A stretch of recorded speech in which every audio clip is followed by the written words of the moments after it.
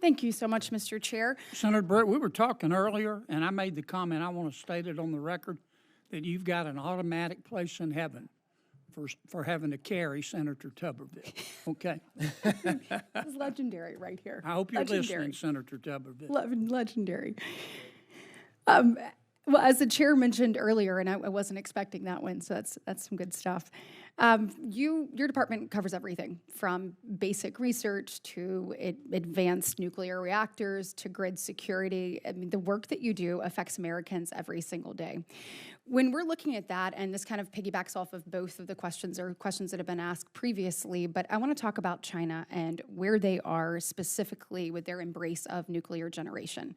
When you look at the facts as they are, China is, I think, has at least 28 nuclear reactors that are in construction, which is about half of the construction of all nuclear reactors across the entire globe.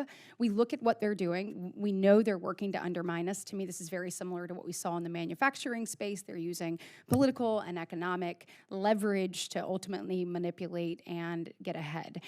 I think that is a mistake on a number of ways. I mean, if we turn a blind eye to that, I think it's critical that we look at this, particularly within the AI space, knowing that AI is not just an AI race, it is also an energy race, and we must win both. So my question to you is, what are your plans? What is the Trump administration's plans to win that race? And how do we make sure that you have the funds in the proper place to do that? Fantastic, Senator Britt, and I agree very much with the assumptions. China is moving full speed ahead with nuclear. In fact, the most of reactors they're building is essentially a knockoff, a stealing of an American reactor technology, but they build them much cheaper and much faster. And they don't have the giant bureaucratic regulatory overhang we have in the United States. We need to get the NRC, in touch with physical reality. Grand Central Station in New York, our train station, could not be licensed as a nuclear reactor because its radiation's too high.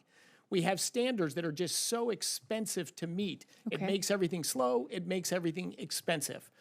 We bring all sorts of regulatory uncertainty into that environment. So we are talking with commercial providers. We've offered up DOE lands. We've had tons of solicitations. Come build on our land. Mm-hmm. We'll be fast. We'll be efficient. We'll help you get going. We'll arrange creative incentives for you to build nuclear reactors in our space.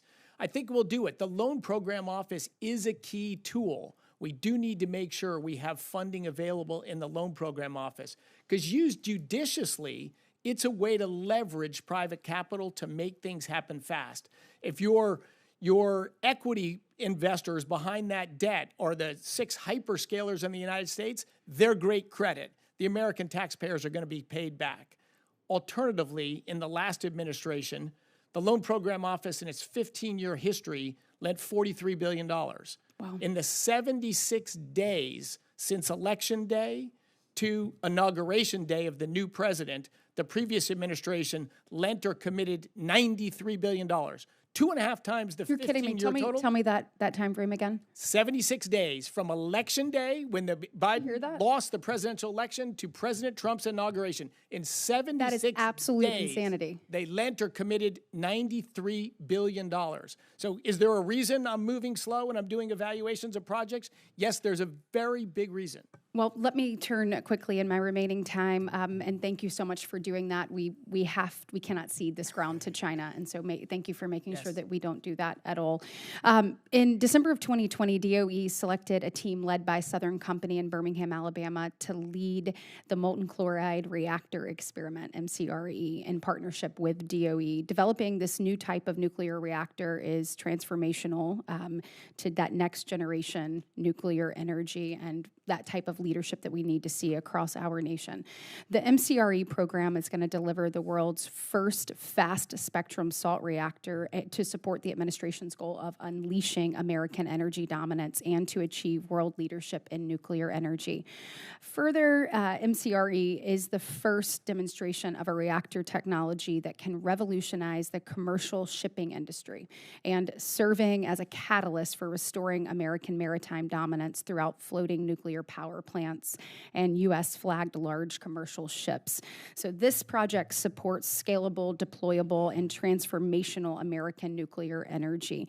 Given that strategic value associated with this critical advanced reactor demonstration project, will you commit to support this project and to continuing to work that it has successful reactor operation and will be executed during this administration?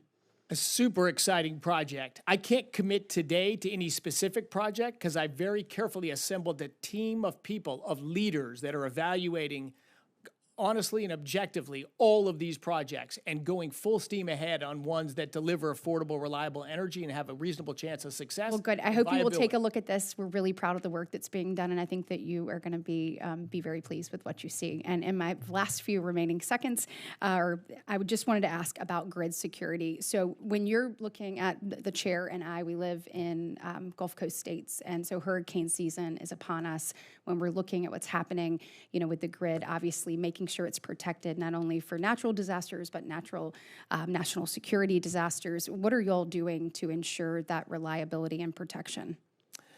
It's a key issue. It is a vulnerability of our country. Our grid is very distributed. A lot of it's very antiquated. It's very easy to attack our grid, and we are being attacked all the time.